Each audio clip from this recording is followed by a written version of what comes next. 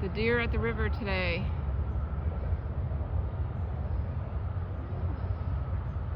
Oh my gosh. I've never seen them at the river.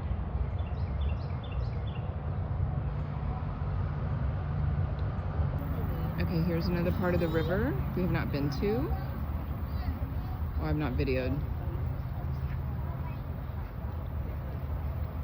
But, yeah, it's pretty quiet over here.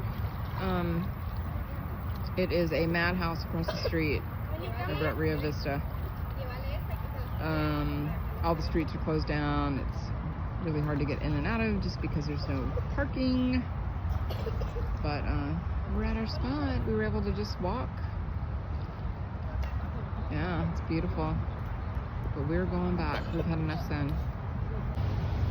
Here's another little part of the river across from Rio Vista. Yeah, there's the restaurant.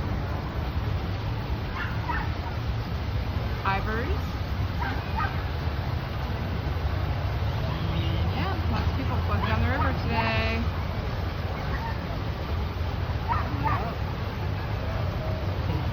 Memorial Day weekend, so yeah, kind of expected this. Alright, here's how busy it is at Rio Vista.